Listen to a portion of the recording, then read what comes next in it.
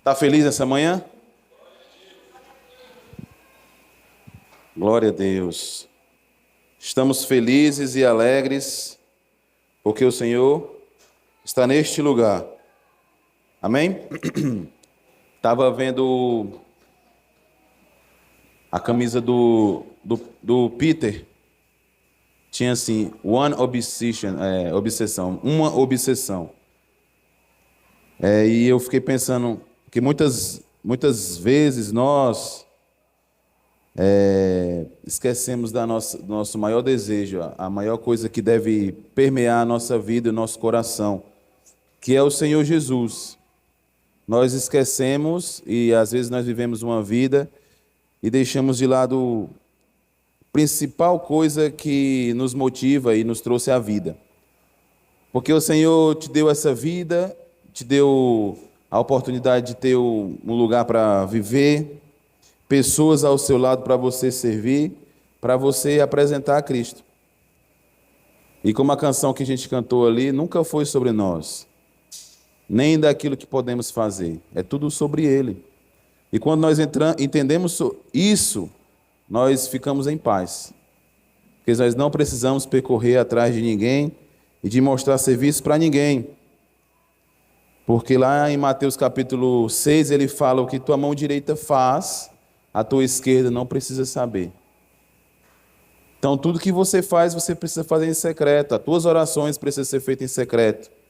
Porque em secreto o Senhor te recompensará.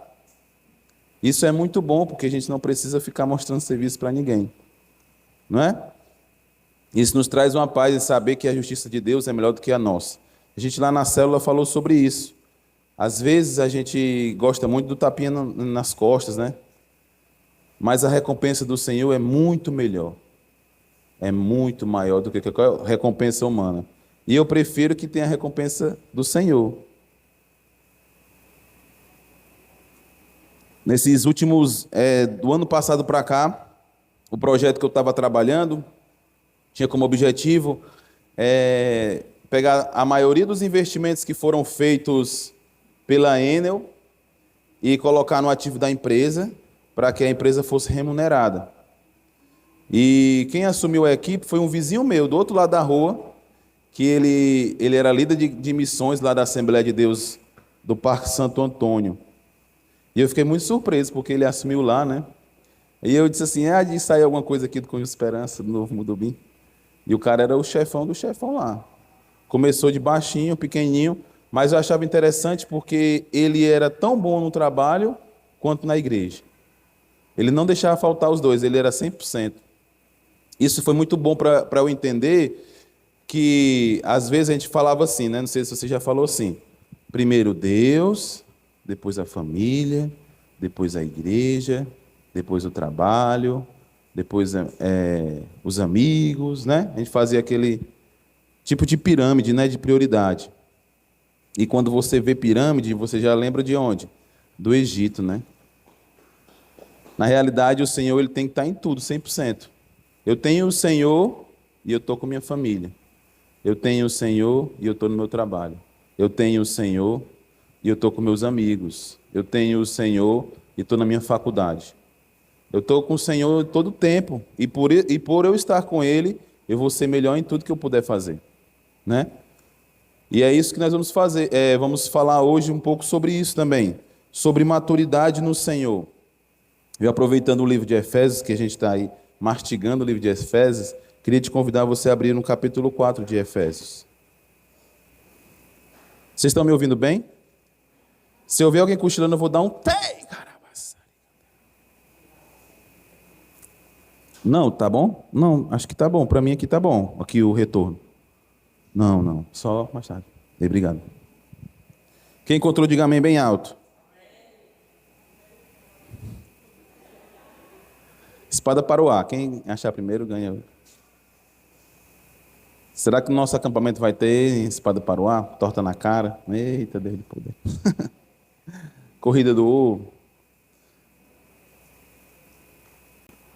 Amém. Diga assim, rogo-vos, pois, eu, prisioneiro no Senhor, que andeis de modo digno da vocação que fostes chamados. Eu já Li esse texto várias vezes com os irmãos aqui e eu não vou cansar de explanar isso. Sobre que o com toda diga, humildade, mansidão, longanimidade, suportando-vos uns aos outros em amor.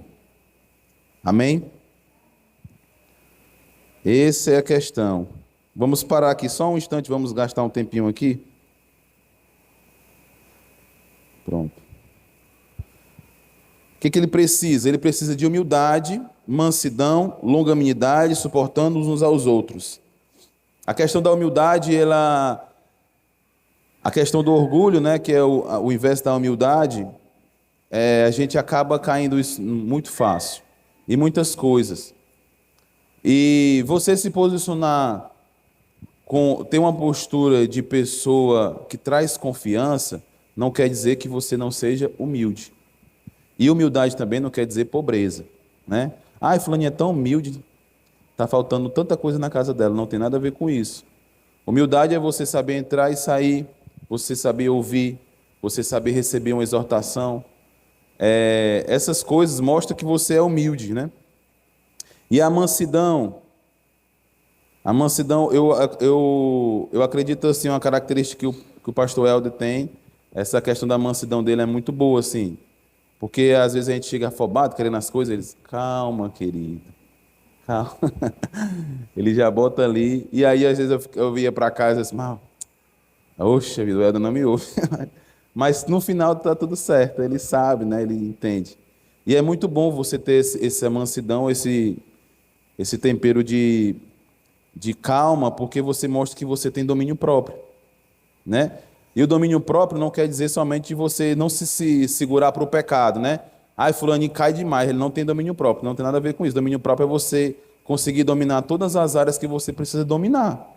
A área financeira, você não consegue dominar, vou comer todas as pizzas né?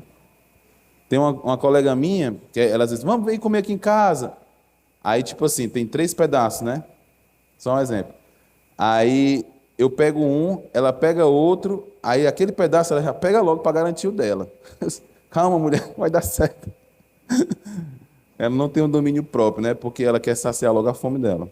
E ela talvez nem estava com fome, era só para poder garantir a parte dela.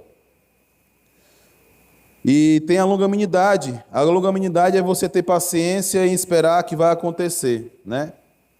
Longanimidade fala de que você vai percorrer um caminho que precisa ser percorrido até encontrar a maturidade.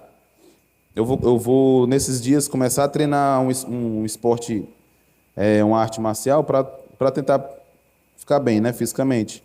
Aí o cara falando, rapaz, para tocar de faixa aqui, vai demorar demais, não sei o quê. E a maioria do pessoal desiste na faixa tal, porque tem que ter paciência, mas o pessoal é ansioso para trocar de faixa. E aí eles correm na frente, né? E aí fala sobre isso, a caminhada cristã, irmãos, ela precisa muito de paciência. E a gente não precisa atropelar as coisas. Eu tentei demais atropelar as coisas. Porque quando a gente trabalha numa igreja que trabalha com células e fala muito sobre liderança, sobre objetivo, você tem que fazer, tem que ganhar. Aí a pessoa fica... Aí tipo assim, eu percorri logo um caminho, eu queria chegar logo naquele caminho, fazer, né, de tudo. Eu tô aqui, ei! E nem era isso, né? E hoje, mano, se você vier falar comigo, calma, querido. Hoje o Helder falou assim comigo, ei, Rafael, vou te dizer lá na igreja que você é pastor também. Calma, querido. Deixa eu começar a frequentar a igreja direito, deixa eu estar... Mas, assim, hoje eu estou muito tranquilo em relação à questão de ministério, entende? Porque não é sobre mim, mano. É sobre ele, né? E aí ele fala, suportando-vos uns aos outros em amor. E o suportar, irmãos, eu acredito, hoje eu estou percebendo que a gente precisa suportar o fulano mesmo, né? E suportar assim, tem que suportar esse cara. O cara é chato. Mas também é dar o suporte, né? De dar a atenção necessária para que a pessoa não caia. Esforçando diligentemente por perseverar a unidade do Espírito no vínculo da paz. E aí a gente fala sobre unidade. E esse capítulo aqui, ele fala muito sobre isso, de união. E união a gente precisa entender que é estar disposto a abrir mão de algumas coisas para benefício do coletivo, né? A gente vê muito isso forte no mundo, né? As pessoas sempre estão preocupadas com os dele. Tipo, eu tenho que sacrificar algo aqui porque é pelo bem comum, né? Às vezes vou perder um benefício, mas todo mundo vai ganhar, então vamos ganhar. Mas a gente não pensa muito sobre isso. E a gente precisa entender sobre isso. Precisa entender, cara, se eu falar isso aqui, vai ser desconfortável para o irmão? Será que se eu falar isso ele vai gostar? Será que se eu for uma pessoa assim, insuportável, vai ser legal? Não, então eu vou tentar maneirar aqui, vou tentar ser um cara agradável, né? É isso, mano. E hoje eu percebo que muitas pessoas estão muito sem amor, né? O mundo, né? Eu estava até pensando assim, às vezes a gente fica na peleja aqui na igreja para a gente ficar de pé e adorar com toda a força, porque isso demonstra unidade. É importante, irmão. Se todos nós estamos aqui com um propósito, um objetivo, se tiver um desligado, vai quebrar toda a corrente aqui de amor, né? Então precisamos todos. É para fazer o alfabeto, gente, voz alta. A, E, I, O, U. A. Cara, que besteira, não faz isso não. Mas é necessário? Eu vou fazer. Porque a gente está nesse propósito. Entendeu? Aí a pessoa já começa a julgar antes das coisas acontecerem. Calma, vai dar certo. A gente sabe para onde está indo. A gente não está fazendo a coisa aqui ao léu. Entendeu? O pastor estava falando, até o pastor estava falando no começo do culto, que foi lá no estágio, né? E a união faz a força mesmo. Sabia disso? A união faz a força. Tipo, você está num propósito de fazer uma prova para um concurso, alguma coisa, e você fala com aqueles que você entende disso, que eles estão torcendo por você, cara, ora por mim, vai dar certo, e você chega nas pessoas, vai dar certo, vai dar certo. Estava falando comigo meu que pegou Covid na segunda onda, e ele disse que tinha um médico, toda vez que chegava lá, o médico dizia assim, o que está fazendo aqui, mas não é para estar aqui não, tu tá é bom, mas vai para casa. Se eu te ver aqui daqui a 2 horas, viu? Aí ele voltava de novo. Cara, tu ainda está aqui. Ele não podia sair, mas o médico sabia que ele não podia sair. Eu vou mandar tu embora agora. E saía, tentando de alguma forma levantar o cara. E ele já estava motivado. Poxa, eu não preciso estar aqui mesmo, não. Estou curado, estou bem. Né? Aí ele disse assim, mas também em compensação tinha uma enfermeira que diz assim, sua saturação está tanto. Mas você sabe, em qualquer momento você pode cair a saturação e você piorar e você ser entubado. Aí essa enfermeira é a enfermeira de Satanás, né, mas pelo amor de Deus. É porque tem que ser realista, mas não faz isso. Motive as pessoas. Vamos, vai dar certo, vai dar certo, vai dar certo. Mesmo que você veja que ali a pessoa pode quebrar a cara, mas você motiva a pessoa, isso por bem, tá bom? Por exemplo, vamos, vai dar certo.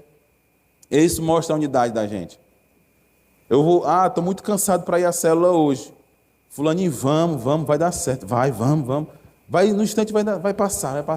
A gente estava na célula e falou assim uma vez, a gente às vezes se esforça para ir à célula, porque aquele dia daquela célula não vai voltar mais.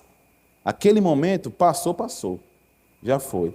E é uma oportunidade que você tem de conversar com o irmão, você receber uma palavra, você ouvir alguém, né? Eu fiquei muito feliz na célula que a gente fez terça-feira, que a Aurília lá deu a palavra, assim, eu fiquei muito feliz. Ela foi bem direta e foi bom demais, porque a gente vai crescendo junto, né?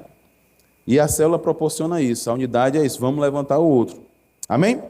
Há somente um corpo e um espírito, como também foste chamado, numa só esperança, a vossa vocação. Há um só Senhor, uma só fé, um só batismo, um só Deus e Pai de todos, o qual é sobre todos e por meio de todos e está em todos. Ou seja, há um só propósito, o propósito que o Senhor venha a reinar, né, neste lugar, sobre as nossas vidas, e nós precisamos atrair esse reino. A Érica até falou sobre o reino de Deus, né, o império das trevas. E o reino é isso. Se tem rei, precisa de súditos, né, e precisa de leis para que esse reino exista. E a galera sabe disso, o inimigo sabe disso, tanto é que ele tem os propósitos dele e ele tem a organização dele, é bem organizadinho. Tem a reunião deles, tem a célula deles. Vamos atacar ali, galerinha do bem, né, do mal, quer dizer. Vamos atacar ali. Eles se organizam. E a gente, às vezes, não quer nem ouvir o irmão. E é muito importante sobre isso. E então, temos um só Senhor, uma só fé, um só batismo, um só Deus, Pai de todos. E a graça foi concedida a cada um de nós segundo a proporção do dom. Por isso diz, quando ele subiu às alturas, levou o cativo o cativeiro e concedeu os dons aos homens. Ora, o que quer dizer subiu, senão também havia descido até as regiões inferiores da terra? Aquele que desceu é também o mesmo que subiu acima de todos os céus para encher todas as coisas. Ele mesmo concedeu uns para apóstolo, outro para profeta, outros para evangelista e outro para pastores e mestres, com vista ao aperfeiçoamento dos santos para desempenho do seu serviço para a edificação do corpo de Cristo. Vamos dar uma pausa aqui. Há muitos anos atrás, o Rafael e a Pati, a Valéria, eu fiz até lá na igreja lá um congresso sobre dons, né, sobre chamado. E eu falava assim, né, que todos nós temos um chamado específico, um dom de Cristo sobre isso, né? Alguns eram apóstolos, né? Hoje eu tenho um entendimento diferente em relação a isso. Eu creio que Deus, ele deu dons, esses são os dons de Cristo. Se você procurar, tem um dom de Deus, dom de Cristo e dom do Espírito, né? Os dons aqui são como presentes para a sociedade. O pastor Helder é um presente para essa comunidade. O pastor é o dom. Ele é o dom sobre nós, para a edificação dos santos. Entende?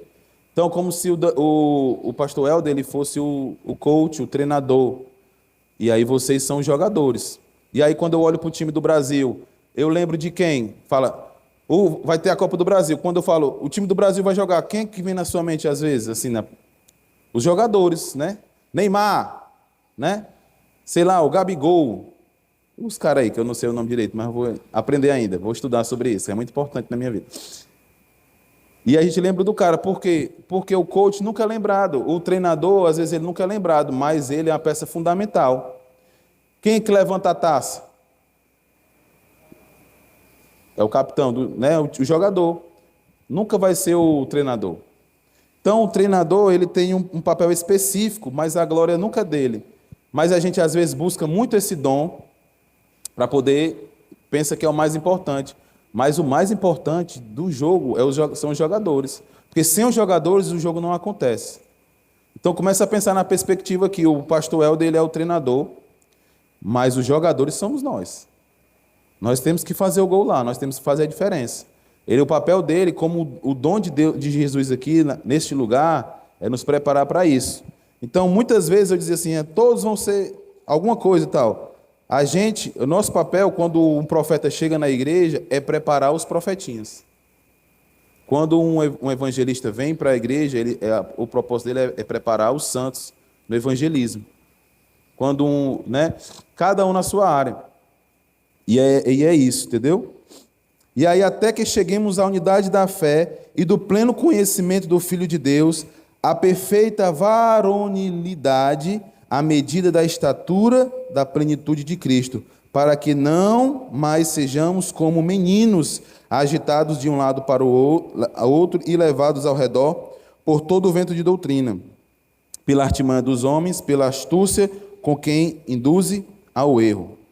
Eu vou ler só um contextozinho aqui sobre a igreja de Efésios. Diz assim, a igreja de Efésios é uma carta, a carta para Efésios, né, é uma carta que tem como foco ensinar os crentes sobre as gloriosas riquezas que lhe pertencem por sua união com o Senhor Jesus Cristo, crucificado e ressurreto, e chamá-los a andar de modo digno de seus privilégios por meio da membresia eclesiástica essencial, arrependimento vitalício, famílias bem ordenadas e o combate espiritual contra o diabo. Diferentemente de outras cartas, Paulo não trata de nenhum perigo espiritual específico que ameaça a igreja. Em vez disso, escreve para fortalecer uma igreja saudável.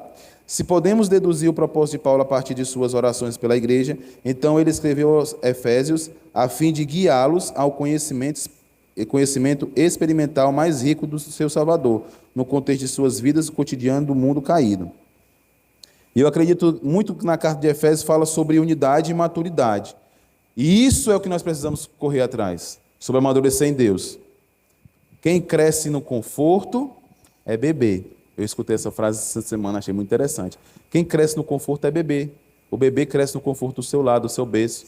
Porque se cair, né, morre, né? Meu maior objetivo com meus filhos é tentar mantê-los vivos até eles casar. Porque é difícil, uma criança... Aí, cadê o menino? Fala, meu Deus, sumiu, né? E a gente tem que mantê-lo vivo. Mas homens crescem debaixo de muita peia. Homens crescem na peia. Meninos crescem no conforto. Homens crescem no confronto. A gente tem que começar a pensar sobre isso. E às vezes a gente quer ser tratado como menino sempre. Ai, meu Deus do céu, pisou no meu pé. Aí o Dom cai, rala. Eu vinha na frente, o Dom vinha correndo, puf, caiu no. Aí uma mulher estava lá vendo ali e ficou assim, ó. Tu não vai levantar o menino, não? Disse, não, ele tem perna e tem braço, ele se levanta. Se levante, garotinho. Dei um salto, um mortal. Não vou ficar alisando meus filhos, não. Porque ninguém vai alisar eles quando eles crescerem. Eu falo muito pro Lian. Lian, cara, presta atenção. Se tu for besta, as pessoas vão ser bestas para a tua vida. Eu fico sempre pegando no pé deles. Por quê? Porque eu falo muito aqui, quando eu era pequenininho, como era filho único, eu sempre fui tratado assim, né? Com muito, né? E aí, meu amigo, para começar a pensar sobre isso foi muito difícil para mim. Meu pai fazia tudo para mim. Eu falei, né, que uma vez o menino batia em mim, né? Tinha um menino chamado, a apelido era Buiú. Pai, esse cara me tirou a paz. Toda vida ele me batia, toda vida me batia. Eu, pai, o Buiú me bateu, pai. Aí o meu pai ia lá, queria bater no Buiú. Aí eu disse, aí, cara, poxa vida, aí hoje eu cresci, só que eu tô muito maior, né? O Buiú não cresceu muito, né? Aí eu sei, Buiú, tu lembra, mas naquela época que tu batia em mim, vamos tirar um combate hoje, mas quero me vingar de ti. Ele começou a rir. Mas o certo era para meu pai dizer assim, meu filho, ou você não se mete na confusão, se meter, vai até o fim. Pegue uma arma, uma espada e vá para a luta. Como o Leão é pequenininho, eu digo assim, pega uma pedra e um pau. Não estou incentivando a violência, mas estou incentivando ele a começar a desenvolver as coisas e desenrolar as coisas. Porque no mercado de trabalho, quando ele for, ele não vai... Ei, pai, tem uma planilha aqui, faz aqui para mim. Não, ele vai ter que resolver. E lá na hora. Se não resolver, meu amigo, vai perder o emprego, entendeu? E eu falo muito sobre isso. Meu pai nunca me falou do leque de oportunidades que existia. Nunca falou sobre escolas diferentes, né? Não tinha essa educação. Hoje eu falo para ele, meu filho, você quer ser o quê? Aí eu começo a mostrar um monte de profissão massa. Quer isso? Mas você fazer isso, estudar assim, assim, assado. Começar a mostrar o mundo para ele. E na igreja é do mesmo jeito, irmãos. A minha célula só tem crente jovem, né? Graças a Deus. E muito experiente. Eu não vou gastar tempo, ficar liderando, ficar... Meu filho, eu te amo. Não. Já sabe o que tem que fazer. Eu sou o cara da pessoa que auto se lidera, que auto se policia, agora se precisar de alguma coisa, eu estou aqui. Mas eu não vou ficar aqui. Agora, quando tiver um novo convertido, se você me ver com um novo convertido, eu vou pegar em casa, levo para lanchar, faço tudo. Mas quando eu vejo que ele já tem maturidade... Você sabe qual a diferença do frango de granja para o frango caipira? O frango caipira está lá crescendo no terreiro, vê um papel, come. Vê uma areia, come. Vê qualquer coisa, come, minhoca, tudo. O frango de granja nem nasce direito, é cheio de hormônio. Se fizer assim, ó, você assusta e morre. Frango de caipira, a gente chuta. O menino pega no pescoço. Não sejamos crentes de granja. Sejamos crentes de caipira, que aguenta porrada. Essa igreja aqui vai encher, a gente não tem muito novo convertido ainda, mas vai chegar. Mas nós precisamos entender que nós precisamos ser maduros em Cristo. É isso que Ele quer. Até encontrarmos a plenitude de Cristo, até encontrarmos ele fala aqui a palavra que é difícil de ler, que eu quase não li aqui agora. Que ele fala varonilidade, né? O varão perfeito. A estatura de varão perfeito. Ele quer que a gente seja igual a Cristo. Aí eu te pergunto, Cristo sofreu? Foi humilhado?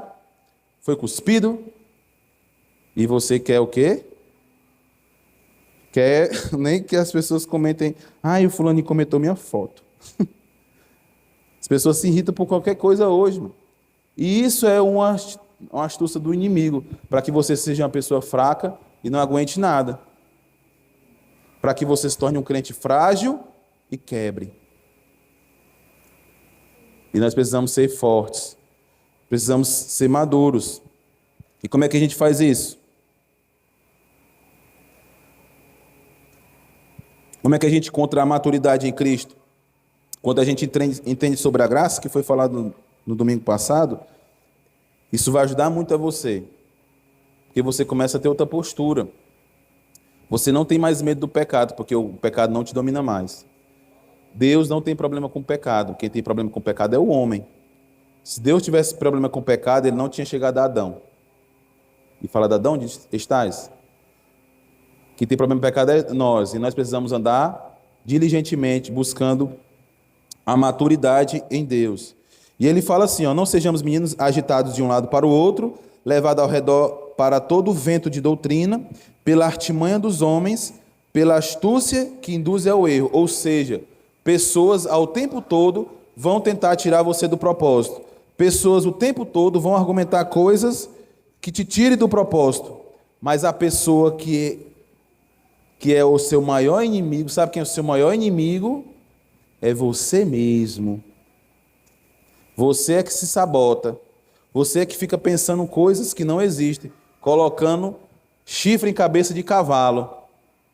Será que fulaninho? Será que? Me ajude a melhorar. Gente, não tem nada disso. Ninguém está... A Gideone fica com raiva porque eu fico brincando assim. Rapaz, o mundo todo está contra mim. Olha esse carro, tudo na minha frente. É o inimigo, né? Tentando tirar a minha paz. Aí a Gideone diz assim, pronto, só tem tu no mundo agora. Todo mundo gira ao redor do Rafael. Eu fico brincando, mas realmente a gente sempre pensa que as coisas estão contra nós, e as pessoas olham torto para mim, tá com raiva de mim, não sei o quê. Gente, acorda, ninguém vai gastar energia querendo te derrubar, não. Eu fico pensando, se o teu inimigo, essas músicas, né? Tentar contra você, aí sobe no palco e vê, né, as músicas aí, né? Que o teu inimigo, eu disse, mas qual é o meu inimigo, hein? Fico pensando, rapaz, será que tem um vizinho aqui que é meu inimigo, hein, que está tramando contra mim? Quem que vai perder tempo? Querem tramar alguma coisa comigo? O maior inimigo somos nós mesmos. É nós que estamos nos sabotando todo dia. É nós que montamos projetos e propósitos e não cumprimos. É nós que dizemos assim, essa semana eu vou fazer isso. E não fazemos. Eu comprei um livro, vou ler. E não lemos. É nós mesmos que não nos ajudamos. Por isso que a maturidade vem de dentro para fora. Por isso que depende muito das nossas ações de buscar o Senhor. Ninguém vai chegar para você e vai dizer assim, ligar para ti, né? Fulano, tu já fez a tua oração hoje? Já? Qual livro você leu hoje? Muito bom, parabéns, viu? Vou dar uma estrelinha para você. Ninguém vai fazer isso, irmão. Isso depende de você. Eu quero Deus, quero Jesus, eu quero tudo que Ele tem para me dar. E o que você está fazendo, queridinho? Porque você entende sobre a graça, e aí você começa a ter um senso de responsabilidade. Pessoas com maturidade sabem das suas responsabilidades. E quais são as suas responsabilidades perante a sociedade? Por que você tem que amadurecer em Cristo? Para você edificar os santos. Nunca foi sobre você.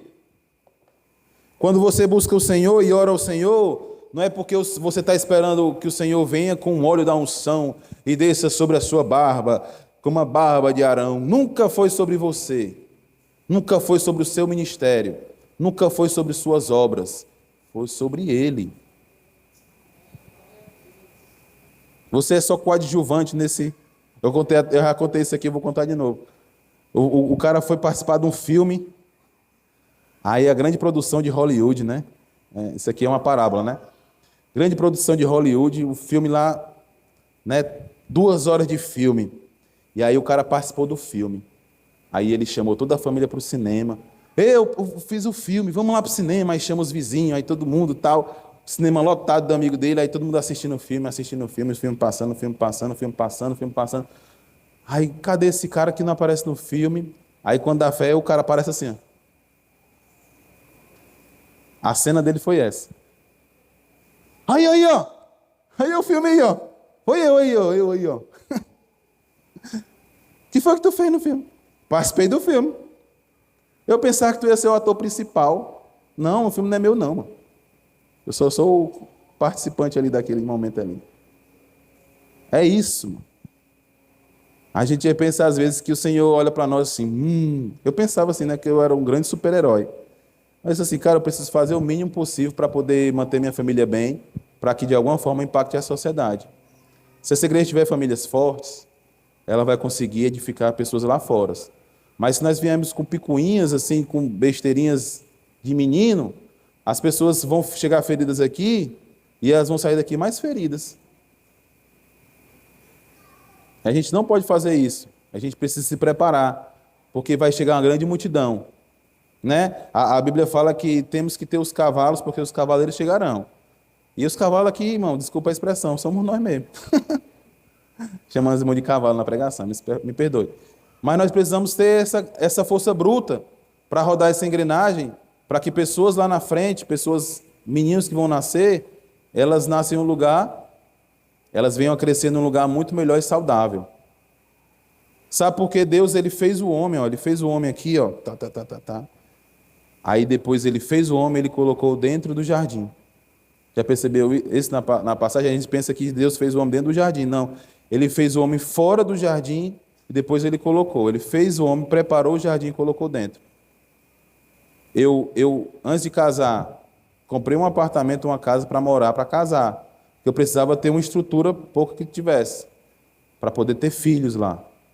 Ninguém, às vezes, pessoas que têm filhos sem uma infraestrutura, por menor que seja, vai maltratar muito a criança. A criança não vai ter um lar. E nós precisamos pensar sobre isso. Nossa igreja é uma grande casa.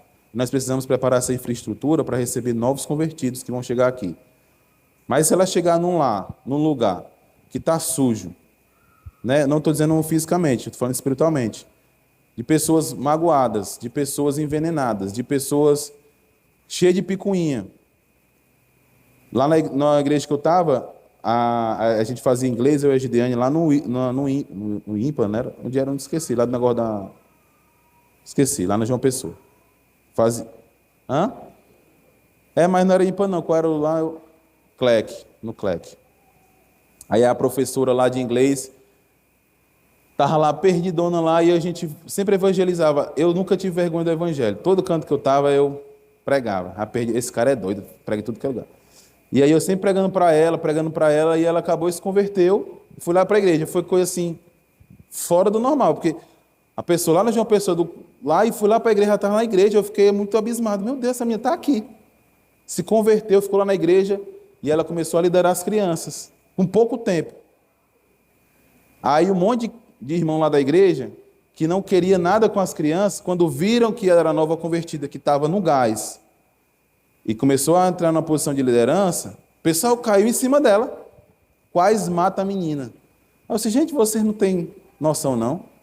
Estava lá uma necessidade lá para fazer, ninguém foi, a menina foi e fez bem feito. E aí ela foi líder. Qual o problema? E aí as pessoas, não sei o que, entendeu? Aí quase morre a menina, quase morre. Se a gente não tiver maturidade para entender...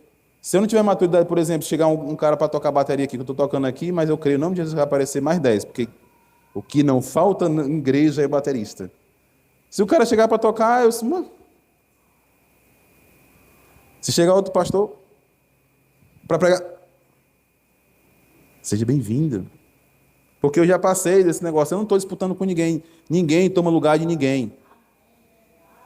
Sabe por quê? Porque o lugar que Deus preparou para você é seu.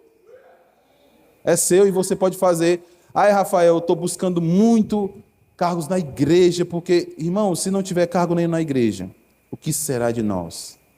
Nós continuaremos sendo cristãos, nós conseguiremos exercer o nosso chamado como mestre, Você só consegue ensinar pessoas aqui na igreja ou você consegue sentar com pessoas, abrir a Bíblia e ensinar elas lá? Pouquíssimas vezes Cristo foi no templo. O discipulado maior dele foi lá com um discípulo, no meio da rua, com as multidões, dentro de barco, subindo na montanha. Não tinha estrutura nenhuma. E Cristo mudou o curso da história. Irmão. Já parou para pensar? Pegou 12 homens totalmente diferentes. Pedro, duro que só a gota, andava armado direto, com a faca no... Mesmo com Cristo lá, queria... Venha, queridinho, eu tenho paciência com você. E ele discipulou o cara lá. Nós não precisamos de estrutura eclesiástica para exercer o nosso chamado em Deus. Nós não precisamos de posição de homens para cumprir o chamado que o Senhor tem para nós. E essas coisas vão acontecer. Rafael, qual a necessidade de a gente ungir pessoas ao ministério para separar pessoas? É para que você, de alguma forma, tenha uma visibilidade na igreja e um cargo que as pessoas olhem para você. Pô, se eu precisar dessa função aqui na igreja, tem. Mas a necessidade maior está lá fora. E nós precisamos começar a correr atrás disso, amém? Vocês estão tristes, gente? Estão felizes? Vou já acabar. Mas seguindo a verdade em amor, cresçamos em tudo naquele que é o cabeça, Cristo, de que modo que em todo o corpo bem ajustado e consolidado, pelo auxílio de toda junta, segundo a justa cooperação de cada parte, efetua o seu próprio aumento para a edificação de si, mesmo em amor. Então, qual é a minha carreira agora? É que o Alice, por exemplo, se tiver algum déficit de alguma área, nós corramos assim para ele resolver isso, para que ele fique bem, para que ele funcione a engrenagem bem. Rafael PH, né? Rafael precisa de algo. Cara, Rafael, tu quer que tu sente no teu coração assim, cara?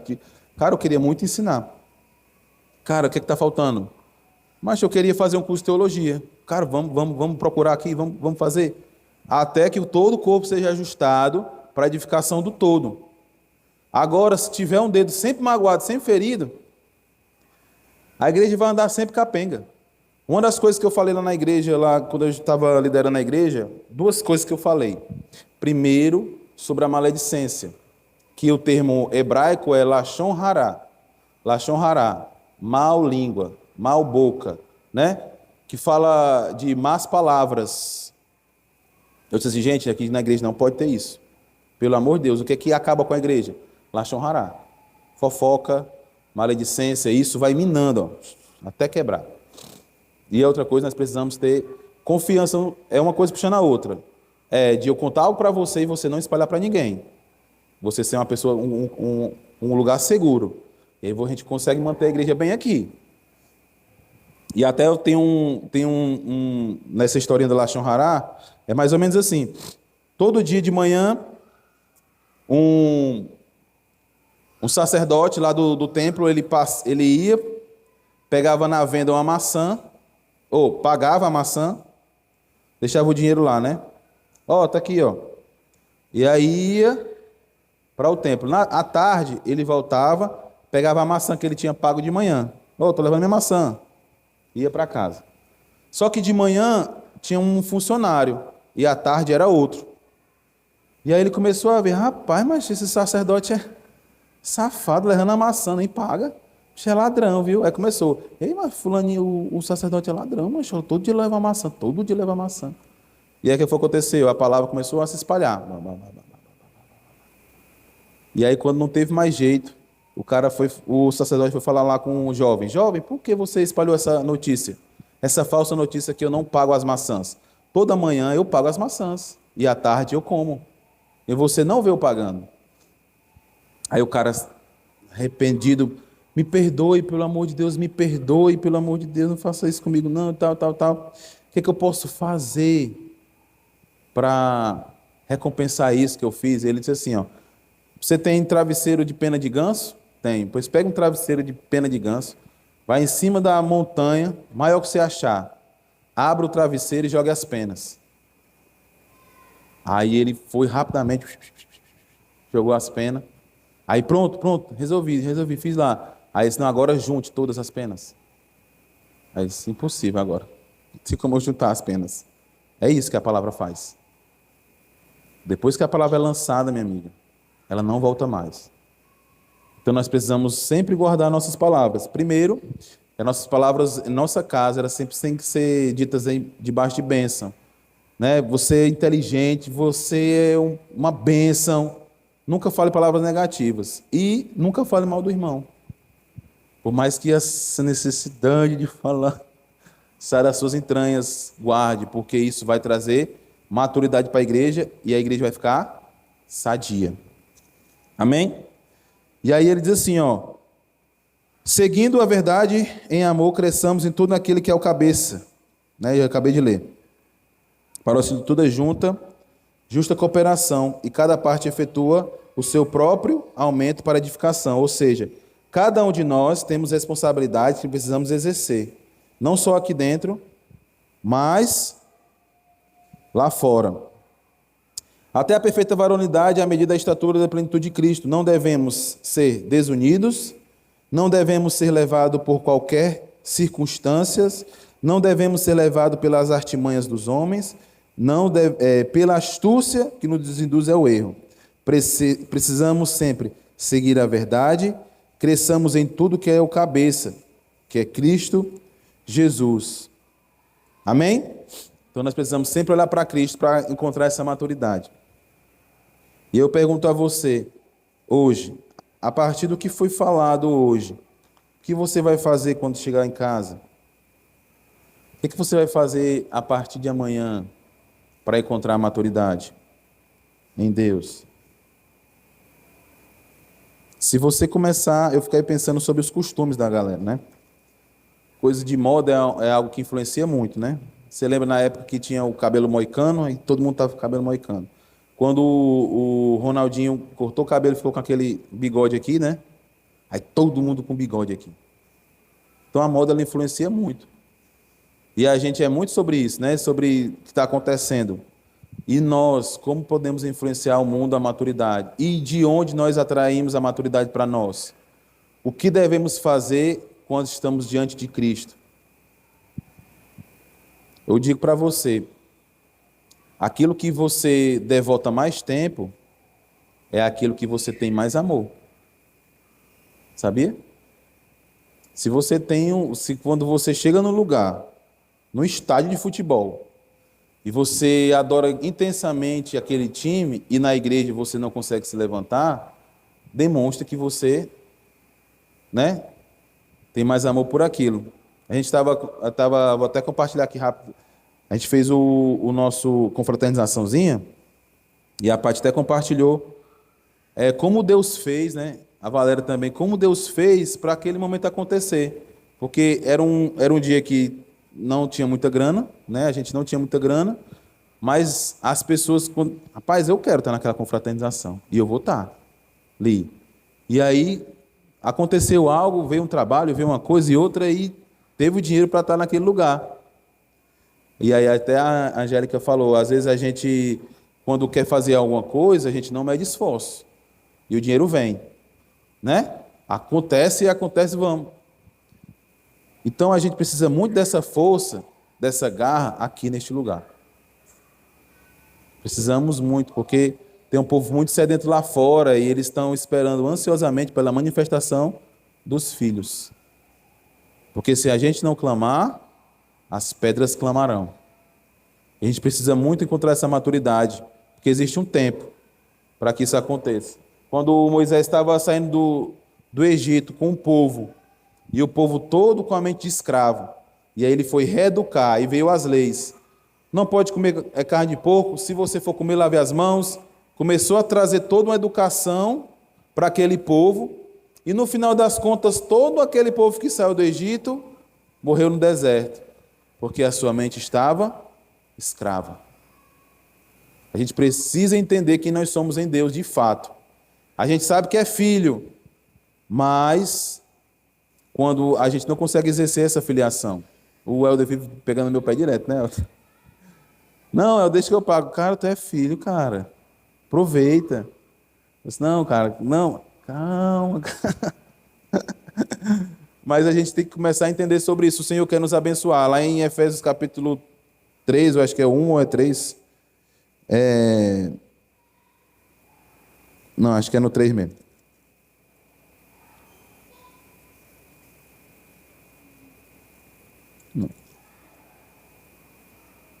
Ah, sim, é o 1:3. Fala assim, ó, bendito Deus, Pai de nosso Senhor Jesus Cristo, que nos abençoou com toda sorte de bênçãos espirituais nas regiões celestiais em Cristo, assim como nos escolheu nele antes da fundação do mundo para sermos santos e irrepreensíveis perante ele em amor. Então, todas as bênçãos espirituais estão nas regiões celestiais, nós precisamos acessá-las. Uma das coisas que eu falo é, se você consegue se ver naquele lugar, se você consegue se ver com aquilo ali, o Senhor já te deu no reino espiritual. Só que a nossa mente é muito cauterizada ainda. Eu falo com muita gente que toca na noite ali, eu falo, cara, você pode fazer um trabalho legal, apresentar um trabalho legal e você ganhar uma grana pesada com isso.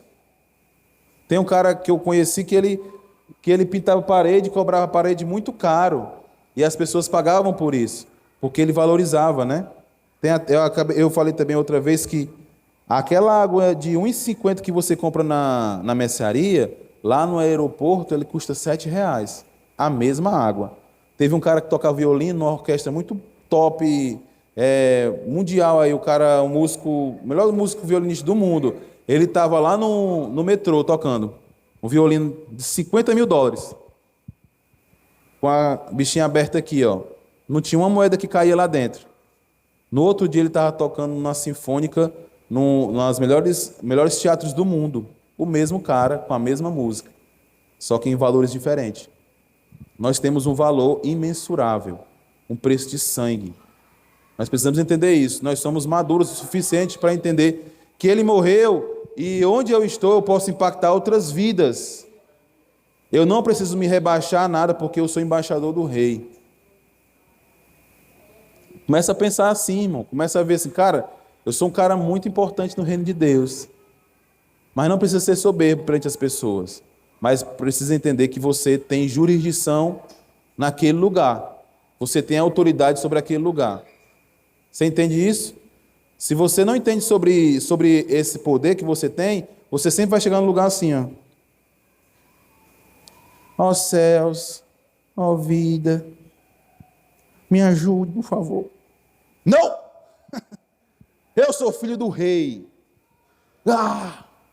Entende? Espartas! Entende? A gente às vezes chega muito... Jesus. Não. Nem o pastor olhava assim. O pastor, um amigo meu, pastor, abriu a geladeira, estava vazia. Aí ele abriu a geladeira... Não, aí o neto dele olhou a geladeira do vô dele e disse assim, vovô, a geladeira tá mó pai, ó. Aí o pastor abriu a geladeira, demônio da escassez, sai agora. E pá, pá, pá. Aí quando a fé, eu recebi uma ligação, um monte de cesta básica começou a chegar na casa dele, milagrosamente. Existe uma autoridade sobre as nossas vidas que a gente não exerce. Existe algo do Senhor sobre nossas vidas que nós não queremos exercer. Existe uma espada desembainhada de fogo que às vezes nós não queremos puxar. Nós precisamos agir como igreja para edificar o corpo de Cristo. Isso demanda maturidade. Amém? Então, a partir de amanhã, você vai começar a mudar suas atitudes perante tudo que você faz. E começar a olhar com outra perspectiva. E começar a dizer assim, eu sou maduro nessa área aqui, eu vou fazer isso e aquilo, vou fazer acontecer. A minha célula está mó paia. Eu não estou com coragem nem de ir. Agora eu estou tanta raiva de mim mesmo, que além de eu ir, eu vou levar uma pessoa comigo.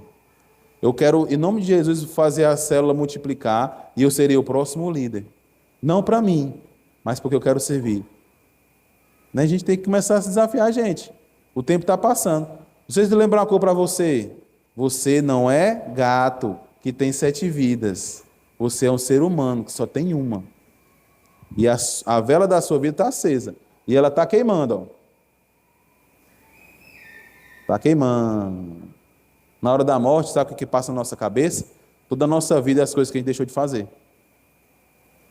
E lá no último dia, o Senhor diz assim, poxa, te botei naquele lugar lá, tinha tanto para tu fazer, e tu não fez. Abençoado. Precisamos começar a fazer isso, esforçar um pouco mais, irmãos, porque tem muita gente dependendo disso. E eu digo para você, perante o Senhor Jesus, depois que eu assumi a célula, a minha vida mudou muito. Deus tem me abençoado demais. Me abençoado muito, assim, eu sou muito feliz, muito grato. Que eu poderia dizer assim, não, Helder, não tenho tempo, cara. Tenho 3 filhos, tenho 2 empregos, tenho uma mulher, eu moro longe. Eu tenho um monte de argumento aqui para dar para vocês. Tem um monte. Se quiser, eu faço uma lista aqui. Aí eu disse, não, eu vou. Por quê? Porque isso vai ser bom para mim, e bom para minha família, e muito melhor para o Senhor. Então, eu quero encorajar todos vocês aqui, meus amados irmãos lindos, a colocar um propósito no coração de vocês, para cada um de vocês ser líder de célula. Para, em vez de ter 4 células na igreja, ter 30. Esse lugar aqui se tornar pequeno. Que eu quero ficar fazendo os cultos aqui de manhã, e o pastor Helder à tarde, ou ele à tarde ou de manhã, ou ter outro pastor da tarde.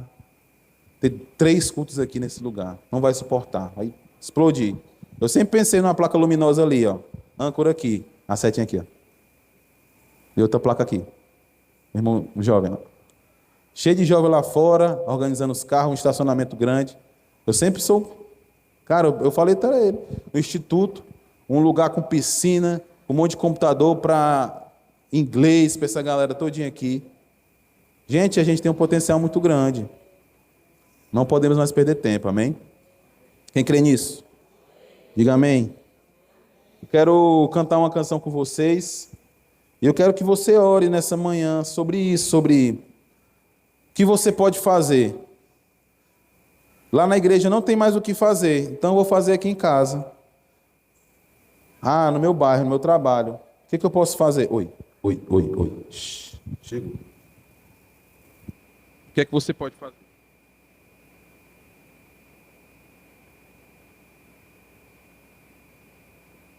Te convido a ficar de pé.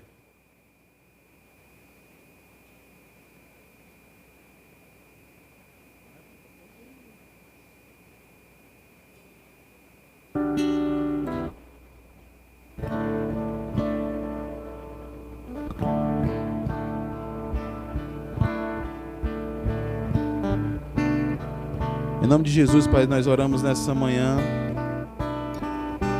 para que nós não venhamos mais a ser levados por qualquer pensamento, mas nós venhamos a ser levados para o Senhor.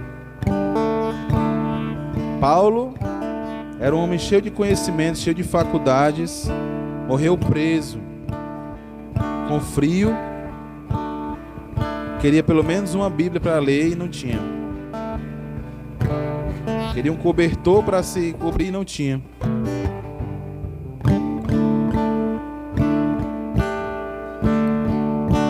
Eu quero perguntar a você nessa manhã: